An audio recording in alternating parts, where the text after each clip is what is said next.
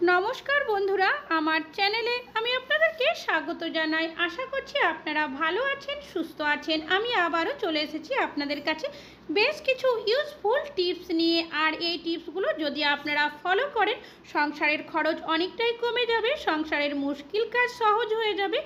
ताछाड़ाओ एई टिप्सगुलो जोदि आपनारा करें फालतू खर्चा हबे ना। चलुन ताहले देखे नेওয়া যাক आजकेर प्रथम टिप्स।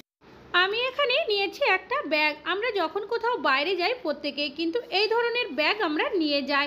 তবে যখনই আমরা ব্যাগ নিয়ে যাই কম বেশি অনেকেই কিন্তু তার সাথে আমরা জলের বোতল নিয়ে যাই। এইভাবে যখনই আমরা বোতলগুলো নিয়ে যাই অনেক সময় দেখা যায় যখনই আমরা ব্যাগ নিয়ে হাঁটাচলা করি সাইডে কিন্তু পড়ে যায়। আর যদি আমরা কোনো রকমের ডকুমেন্টস বা কাগজপত্র নিয়ে যাই, যদি বোতল লিক থাকে সেটা কিন্তু ভিজে যাওয়ারও সম্ভাবনা থাকে। তো আপনারা যখনই ব্যাগের মধ্যে জলের বোতল বা ফ্লাস্ক নিয়ে যাবেন এমন কিভাবে নিয়ে যাবেন যাতে করে যদি জলের বোতলের ঢাকনা লিকও থাকে কোনোভাবেই কিন্তু ব্যাগের সাইডে পড়ে যাবে না। নিয়েছি চুল বাঁধার যে রাবারগুলো হয়ে থাকে সেই রাবারগুলো ব্যাগের একটা সাইডে এইভাবে করে দিয়ে দিয়েছি। আর নিয়ে নিয়েছি একটা সেফটি পিন দিয়ে আমি এইভাবে করে আটকে দেব। আপনারা চাইলে কিন্তু এখানে সুচ সুতো দিয়ে সেলাইও করে দিতে পারেন। আমি আপনাদেরকে দেখানোর জন্য এখানে সেফটি পিনটা ব্যবহার করেছি। এবার যখনই জলের বোতলটা নেবেন এইভাবে করে দিয়ে যে রাবারটা রয়েছে তার মধ্যে পরিয়ে দেবেন। তারপর আপনাদের যে জিনিসপত্র নেওয়ার নিয়ে নেবেন। আর তারপর যদি আপনারা ব্যাগটা কাঁধে নিয়ে হাঁটাচলা করেন দেখবেন কোনোভাবেই কিন্তু এই বোতলটা সাইডে পড়ে যাবে না। আর যদি লিকও থাকে জল পড়ে কিন্তু কোনো জিনিস ভিজে যাওয়ারও সম্ভাবনা থাকবে না। এই ব্যাগটা আপনারা যতই নাড়াচাড়া করুন না কেন দেখবেন রাবার ব্যান্ডটা দেওয়ার কারণে বোতলটা কিন্তু একটা জায়গার মধ্যেই থাকবে। আমি এখন আপনাদেরকে আরও একবার দেখিয়েও দিচ্ছি। আর দেখতেই পাচ্ছেন বন্ধুরা, আশা করছি এই টিপসটা আপনাদের অনেক বেশি কাজে আসবে। ভালো লাগলে লাইক করবেন। এখন চলে যাচ্ছে পরবর্তী টিপসে। আমি এখানে নিয়েছি বালিশ আমরা প্রত্যেকেই ব্যবহার করে থাকি। তবে আমাদের অনেকেরই বাড়িতে এক্সট্রা বালিশ থাকে যেগুলো কিন্তু আমরা রেগুলার ব্যবহার করি না।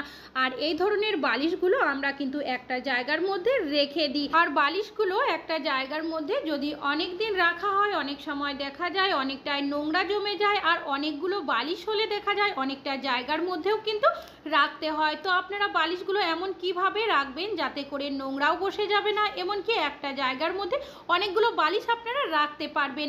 আমি এখানে নিয়ে নিয়েছি একটা পুরনো শার্ট। আমাদের অনেকেরই বাড়িতে এই ধরনের শার্ট থাকে যেগুলো দেখবেন কালার চলে যায়, ছোট হয়ে যায় বা ফেটে যায়। সেই শার্টগুলো আমরা কিন্তু কেউই কোনো কাজে ব্যবহার করি না। তো সেই ধরনেরই একটা শার্ট নিয়েছি। শার্টটাকে এইভাবে করে খুলে নিয়েছি। এবার এর মধ্যে আমি এইভাবে করে দিয়ে দিলাম একটা বালিশ, তার ওপরে আরও একটা বালিশ দিয়ে দেব। এবার ঠিক যেভাবে আমরা শার্ট পরি বালিশের মধ্যেও শার্টটাকে ঠিক একইভাবে পরিয়ে দিতে হবে। আপনাদের শার্টটা যদি একটু বড় হয় সেক্ষেত্রে আপনারা কিন্তু 3টে বালিশও এইভাবে করে দিয়ে দিতে পারেন। এবার শার্টটাকে আমি একটু এইভাবে করে ঠিক করে নেব, তারপর বোতামগুলোকে আমি লাগিয়ে নেব। আর দেখতে পাচ্ছেন বন্ধুরা সব বোতামগুলো কিন্তু শার্টের মধ্যে লাগিয়ে নেওয়া হয়ে গেছে। এবার এইভাবে করে আমি সাইডে করে নিয়েছি। কলারের যে জায়গাটা রয়েছে এইভাবে করে একটু ঠিক করে ভেতরের দিকে এরকম করে নেব। তারপর শার্টের যে হাতাগুলো রয়েছে আমি এরকম করে দুটো হাতাকে গিট দিয়ে দেব যাতে করে এটা গুছানো থাকে। এবার নিচের যে সাইডটা রয়েছে সেই সাইডটাকে একটু মুড়িয়ে তারপর সেফটি পিন দিয়ে যদি আটকে দিই তাহলে দেখবেন খুব ভালোভাবেই কিন্তু বালিশের কভার হয়ে যাবে। আর এইভাবে যদি আমরা রাখি একটা শার্টের মধ্যে 2-3টে বালিশ আমাদের থেকে যাবে। এমনকি আমরা যেখানেই রাখি না কেন এই বালিশগুলো গোছানো থাকবে। তাছাড়া ধুলো নোংরা কোনো কিছুই কিন্তু বসবে না এই বালিশগুলোর মধ্যে। আর যখন প্রয়োজন হবে আমরা কিন্তু বোতামগুলো খুলে বেরও করে নিতে পারবো। আশা করছি আপনাদের এই টিপসটি অনেক বেশি কাজে আসবে। ভালো লাগলে লাইক করবেন। এখন চলে যাচ্ছে পরবর্তী টিপসে। আমি এখানে নিয়ে নিয়েছি একটা পাত্র। এর মধ্যে দিয়ে দেব আমি 1 চামচের মতো বেসন আর দিয়ে দেব 2 চামচের মতো জল। এবার জল আর বেসনটাকে খুব ভালোভাবে আমি মিশিয়ে নেব। আর দেখতেই পাচ্ছেন বন্ধুরা খুব ভালোভাবে মিশিয়ে নেওয়া হয়ে গেছে। এবার এটাকে কি কাজে ব্যবহার করবেন চলুন দেখে নেওয়া যাক। এই ধরনের স্টিলের বাসনপত্রের মধ্যে কিন্তু আমরা প্রত্যেকেই কম বেশি খাবার খেয়ে থাকি। তবে আমরা অনেকেই কিন্তু মাছ মাংস ডিম এই ধরনের খাবার খাই, যার কারণে দেখবেন ভালোভাবে বাসনপত্র ধোয়ার পরেও একটা আঁশটে গন্ধ কিন্তু থেকেই যায়। যে মিশ্রণটা বানিয়েছি সেটাই বাসনের মধ্যে আমি এইভাবে করে দিয়ে দেব। এবার হাতের সাহায্যে এই যে মিশ্রণ মিশ্রণটা রয়েছে আমি বাসনের মধ্যে এইভাবে করে লাগিয়ে নেব। আপনারা চাইলে স্ক্রাবারেরও ব্যবহার করতে পারেন। দেখতেই পাচ্ছেন বন্ধুরা, সব বাসনের মধ্যে আমি এই মিশ্রণটাকে এইভাবে করে লাগিয়ে দিয়েছি। এইভাবে আপনারা 2 থেকে 3 মিনিট রেখে দেবেন। তারপর পরিষ্কার জল দিয়ে এই বাসনগুলোকে ধুয়ে নেবেন। তাহলেই দেখবেন বাসনের মধ্যে যে আঁশটে গন্ধ ছিল সেটা কিন্তু আর থাকবে না। আশা করছি আপনাদের এই টিপসটি অনেক বেশি কাজে আসবে। ভালো লাগলে লাইক করবেন। এখন চলে যাচ্ছি পরবর্তী টিপসে। আমি এখানে নিয়েছি ম্যাগি, চাউমিন এই ধরনের নুডলস কিন্তু কম বেশি আমরা অনেকেই বাড়িতে বানিয়ে থাকি। তবে যখনই আমরা বাড়িতে বানাতে যাই, সেদ্ধ করার সময় অনেকেরই দেখা যায় যে অতিরিক্ত সেদ্ধ হয়ে যায় আর নুডলস কিন্তু ঝরঝরে থাকে না। তো যখনই আপনারা বাড়িতে কোনো ম্যাগি, চাউমিন এই ধরনের নুডলস বানাবেন, এমন কিভাবে বানাবেন যাতে করে একদম ঝরঝরে হবে, কোনোভাবেই ভেঙে যাবে না। গ্যাসের মধ্যে একটা কড়াই বসিয়ে দিয়েছি, ওর মধ্যে দিয়ে দিলাম বেশ কিছুটা পরিমাণের জল। এবার যে ম্যাগিগুলো আমি রেখেছি সেটাকে এই জলের মধ্যেই দিয়ে দেব। জলটা যখন একটু গরম হয়ে যাবে তখন এর মধ্যে দিয়ে দেব সামান্য পরিমাণের সাদা তেল। এবার এটাকে কিন্তু ফুটতে দিতে হবে। এখন কিন্তু নাড়াচাড়া করা যাবে না। যখন খুব ভালোভাবে জলটা ফুটে উঠবে তখন একটা খুন্তির সাহায্যে আপনারা কি করবেন, এইভাবে করে একটু উল্টে দেবেন। আর এইভাবে যখনই আপনারা উল্টে দেবেন দেখবেন ম্যাগিটা কিন্তু এইভাবে করে আস্তে আস্তে খুলে যেতে শুরু করবে। খুব বেশি কিন্তু নাড়াচাড়া করার প্রয়োজন নেই, হালকাভাবে কিন্তু এই কাজটা করতে হবে। আর 1 মিনিট আমি এটাকে ফুটিয়ে নেব। আর দেখতেই পাচ্ছেন বন্ধুরা, ম্যাগিটা কিন্তু খুব ভালোভাবে সেদ্ধ হয়ে গেছে। এবার গ্যাসটাকে আমি বন্ধ করে দেব। ম্যাগিটাকে এখান থেকে আমি তুলে নেব। তারপর সিঙ্কের মধ্যে একটা পাত্র দিয়ে দিয়েছি আর ওর মধ্যে দিয়ে দিয়েছি একটা প্লাস্টিকের ঝুড়ি। এবার এই ম্যাগিটাকে এর মধ্যে দিয়ে তারপর ওপর থেকে আপনারা একটু ঠান্ডা জল দিয়ে দেবেন। এইভাবে যদি আপনারা ম্যাগিটা বানিয়ে নেন বা চাউমিন বানান, দেখবেন ম্যাগিটা কিন্তু একটা ম্যাগি আর একটা ম্যাগির সাথে লেগে যাবে না আর একদম কিন্তু ঝরঝরে হবে। এই ঝুড়িটা আমি এইভাবে করে নাড়িয়ে নিয়েছি যাতে করে জলটা খুব ভালোভাবে ঝরে যায়। আর দেখতেই পাচ্ছেন বন্ধুরা, সাথে সাথেই কিন্তু আমি আপনাদেরকে এই ম্যাগিটাকে দেখিয়েও দিচ্ছি। আর একটা ম্যাগি কিন্তু আরেকটা ম্যাগির সাথে লেগেও যায়নি, এমনকি অনেকটাই ঝরঝরে হয়েছে। আপনারা চাইলে 5 মিনিট রেখেও দিতে পারেন। আমি কিন্তু আপনাদেরকে সাথে সাথে দেখিয়ে দিলাম। আশা করছি আপনাদের এই টিপসটি অনেক বেশি কাজে আসবে। ভালো লাগলে লাইক করবেন। এখন চলে যাচ্ছি পরবর্তী টিপসে। নিয়েছি তালা চাবি। তালা চাবি কিন্তু আমরা প্রত্যেকেই বাড়িতে কম বেশি ব্যবহার করে থাকি। তবে এমন কিছু তালা চাবি থাকে দেখবেন সেগুলো নতুন থাকলেও যদি বাইরের দরজাতে আমরা লাগাই, জল লেগে যাওয়ার কারণে অনেক সময় মরচে পড়ে যায়, যার কারণে তালা চাবি কিন্তু আমরা ঠিকঠাকভাবে খুলতেও পারি না বা বন্ধ করতে পারি না। এর ফলে আমাদের বাজার থেকে নতুন তালা চাবি কিনে নিয়ে আসতে হয় ব্যবহার করার জন্য। তো যদি আপনাদের জং বা মরচে ধরে যায় তখন আপনারা কি করবেন, নিয়ে নেবেন সামান্য পরিমাণের ভ্যাসলিন। চাবিটার মধ্যে এইভাবে করে একটু ভ্যাসলিন লাগিয়ে নেবেন। তারপর কি করবেন, তালাটার মধ্যে চাবিটাকে দিয়ে এইভাবে করে কিছুবার ঘুরিয়ে নেবেন। তারপর দেখবেন যে মরচে বা জংটা পড়ে গেছিল তালা চাবির মধ্যে সেটা কিন্তু খুব সহজে চলে যাবে। আর আবারও কিন্তু আপনারা এই তালা চাবিটা পুনরায় ব্যবহার করতে পারবেন। আশা করছি আপনাদের এই টিপসটি অনেক বেশি কাজে আসবে। ভালো লাগলে লাইক করবেন। এখন চলে যাচ্ছে পরবর্তী টিপসে। আমি এখানে নিয়েছি 2টো পেপারের টুকরো। আপনারা যে কোনো কাগজও এখানে ব্যবহার করতে পারেন। এর মধ্যে দিয়ে দেব আমি সামান্য পরিমাণে চায়ের পাতা। যে চায়ের পাতা আপনারা চা খাওয়ার জন্য ব্যবহার করেন সেই চায়ের পাতা এখানে নিয়েছি এখানে সামান্য পরিমাণের বেকিং সোডা। এইভাবে করে 2টো পেপারের টুকরোর মধ্যে দিয়ে দিলাম।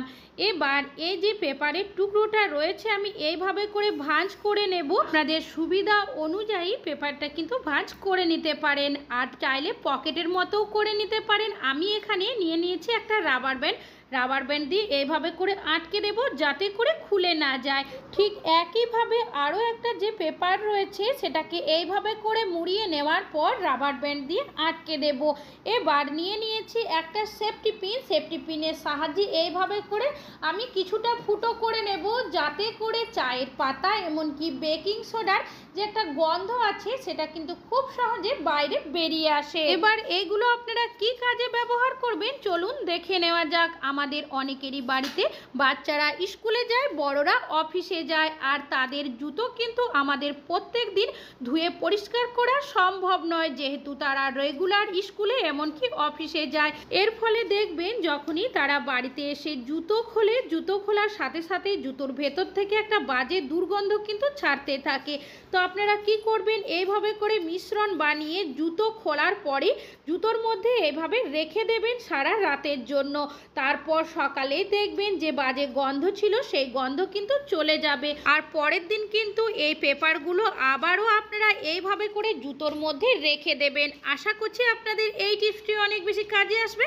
ভালো লাগলে লাইক করবেন। এখন চলে যাচ্ছে পরবর্তী টিপসে। আমি এখানে নিয়েছি একটা পুরনো চিরুনি, যে চিরুনিগুলো আমরা ব্যবহার করি না সেই চিরুনি এখানে নিয়েছি। তবে চিরুনিটাকে ভালো করে ধুয়ে পরিষ্কার করে নিয়েছি। আর নিয়েছি এখানে আমি একটা ব্লেডটা কিন্তু একদমই নতুন আমি ব্যবহার করছি। দুটো ভাগে এইভাবে করে ভাগ করে নেব। এটাকে আমরা কি কাজে ব্যবহার করব চলুন দেখে নেওয়া যাক। আমি নিয়েছি এখানে ডবল সাইজের টেপ। এই টেপটাকে আমি দুটো টুকরো প্রথমে করে নেব। এবার এই যে চিরুনিটা রয়েছে তার সাইডে এইভাবে করে টেপটাকে আমি লাগিয়ে নেব। তারপর কি করব, ওপরের যে কাগজের মতো অংশটা রয়েছে সেটাকে আমি এইভাবে করে তুলে নেব। যে ব্লেডগুলো আমি দুটো ভাগে ভাগ করে নিয়েছি সেগুলো কি করব, এইভাবে করে আমি লাগিয়ে নেব। ব্লেডের যে ধারটা রয়েছে সেটা কিন্তু এই সাইডে এইভাবে করে দিতে হবে। আর দেখতেই পাচ্ছেন বন্ধুরা যে কাজটি আমি কিভাবে করে নিচ্ছি। এটা কিন্তু একটা টুল তৈরি হয়ে গেল। এটাকে কি কাজে ব্যবহার করবেন চলুন দেখে নেওয়া যাক। আমি এখানে নিয়েছি বাঁধাকপি। বাঁধাকপি আমরা প্রত্যেকেই কম বেশি বাড়িতে নিয়ে আসি। তবে বাঁধাকপি কাটতে কিন্তু আমাদের অনেকেরই অনেকটাই অসুবিধার মধ্যে পড়তে হয়। বিশেষ করে যদি নতুন রাঁধুনি হয়ে থাকে তারা দেখবেন বাঁধাকপি কাটতে গিয়ে অনেক সময় হাতও কেটে ফেলে ছুরি বটির সাহায্যে। তো আপনারা কিভাবে ছুরি বটির সাহায্য ছাড়াই বাঁধাকপি কেটে নেবেন। তো যতটা প্রয়োজন আমি এখান থেকে ততটা বাঁধাকপি প্রথমে ছুরির সাহায্যে কেটে নিচ্ছি। আপনারা বটির সাহায্যে কেটেও নিতে পারেন। এবার এই যে বাঁধাকপিটা রয়েছে সেটা আপনারা কিভাবে ছুরি বটির সাহায্য ছাড়াই কুচি করে নেবেন চলুন দেখে নেওয়া যাক। যে টুলটা আমি বানিয়েছি সেটাকে নিয়েছি। বাঁধাকপিটা হাতের সাহায্যে এইভাবে করে ধরে আমরা যদি এইভাবে করে কাটতে থাকি তাহলে দেখবেন আমাদের কিন্তু হাত কেটে যাওয়ার সম্ভাবনা থাকবে না, এমনকি বাঁধাকপিটা খুব ভালোভাবে কিন্তু কেটে নেওয়া হয়ে যাবে। তবে আমি এইভাবে করে বাঁধাকপিটা কেটে নিচ্ছি বলে যে আপনাদের এইভাবে করে কেটে নিতে হবে তার কিন্তু মানে নেই। আপনারা চাইলে এইভাবে করে বাঁধাকপি কেটে নিতে পারেন। আর দেখতেই পাচ্ছেন বন্ধুরা কতটা সুন্দর কিন্তু বাঁধাকপিটা কেটে নেওয়া হয়ে গেছে। এইভাবে করে কিন্তু আপনারা খুব কম সময়ের মধ্যে অনেকটা বাঁধাকপি কেটেও নিতে পারবেন, এমনকি হাত কেটে যাওয়ার সম্ভাবনাও কিন্তু থাকবে না। এইভাবে করেই আমি পুরো বাঁধাকপিটাই কিন্তু কেটে তারপর আপনাদেরকে দেখিয়ে দিচ্ছি। তাহলে বন্ধুরা দেখতেই পাচ্ছেন আমার কিন্তু বাঁধাকপিটা কেটে নেওয়া হয়ে গেছে। আর যেহেতু এই বাঁধাকপির এই জায়গাটা অনেকটাই শক্ত সেটা কিন্তু এটা দিয়ে কাটা যাবে না। আশা করছি আপনাদের এই টিপসটা অনেক বেশি কাজে আসবে। ভালো লাগলে লাইক করবেন। আজকে এখানে শেষ